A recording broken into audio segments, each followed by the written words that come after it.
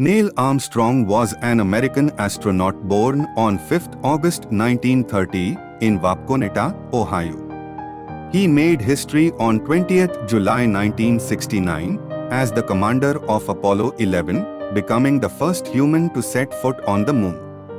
Armstrong's famous words upon stepping onto the lunar surface were, "That's one small step for man, one giant leap for mankind."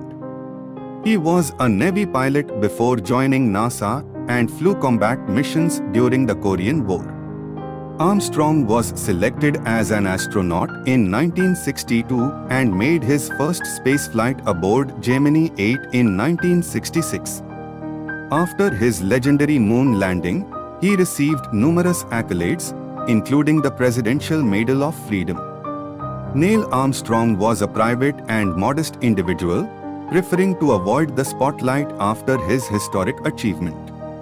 He served as a professor of aerospace engineering at the University of Cincinnati after leaving NASA.